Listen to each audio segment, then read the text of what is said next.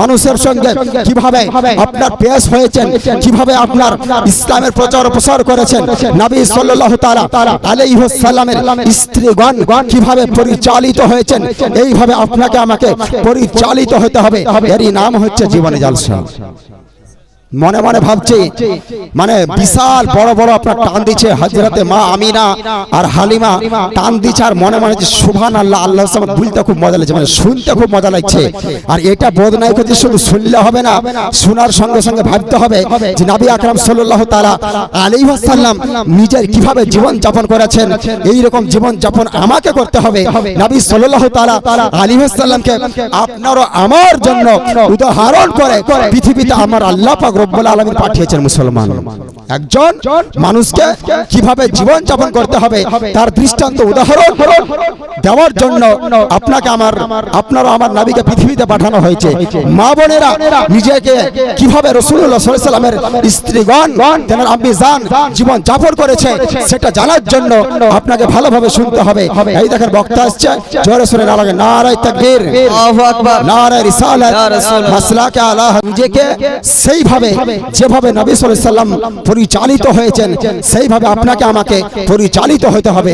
নবী সাল্লাল্লাহু তাআলা আলাইহি ওয়াসাল্লামের সাহাবে রাসূল যেভাবে পরিচালিত হয়েছেন সেইভাবে আপনাকে আমাকে পরিচালিত হতে হবে। তেনার স্ত্রীগণ তেনার আম্মি জানগণ যেভাবে পরিচালিত হয়েছেন সেইভাবে আপনাকে আমাকে পরিচালিত হতে হবে। আরে মুসলমান, এটাই তো হচ্ছে শিক্ষা যে রাসূল সাল্লাল্লাহু তাআলা আলাইহি ওয়াসাল্লাম কি শিক্ষা দিয়ে গেছেন, তেনার স্ত্রীর জন্য কি বলে গেছেন, মায়েদের জন্য কি বলেছেন, মহিলাদের জন্য কি বলেছেন, যুবক জওয়ানের জন্য কি বলেছেন, বুজুর্গানে দিনের জন্য কি বলেছেন, এই সমস্ত কিছু আপনার শ্রবণ করার পরে আপনাকে আমাকে সেই অনুযায়ী আমল করার নামই হচ্ছে জীবনে জলসা শ্রবণ করা। মুসলমান, তাই সময় সংকীর্ণ, আমি দেরি করব না, কিন্তু অপেক্ষা শুধু আপনাদের।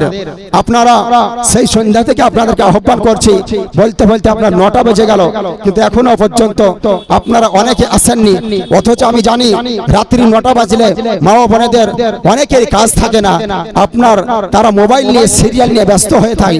আফসোস মুসলমান যে সিরিয়াল নিয়ে বিছানাতে ব্যস্ত হয়ে যাচ্ছেন, আর এখানে জান্নাতের মাহফিল সাজানো হয়েছে, এই জান্নাতের মাহফিলে আসার তৌফিক হয় না। কাল কিয়ামতের ময়দানে আপনি নিজের জন্য কি ভাবছেন, আপনার নিজের জন্য রেজাল্টের কথা কি ভাবছেন, যে আপনি আজকে আপনার গ্রামে জান্নাতের মাহফিল সাজানো হয়েছে, একজন আম্বিয়ার ওয়ারিস রয়েছে, মেহমানে রাসূল রয়েছে, নায়েবে রাসূল রয়েছে, আর আপনি সেই তাদের চেহারাখানা দর্শন করতে আসলেন না, নিজ গৃহে সিরিয়াল নিয়ে মত্ত হয়ে নিজের সন্তানের দিকে জোগাতে জোগাতে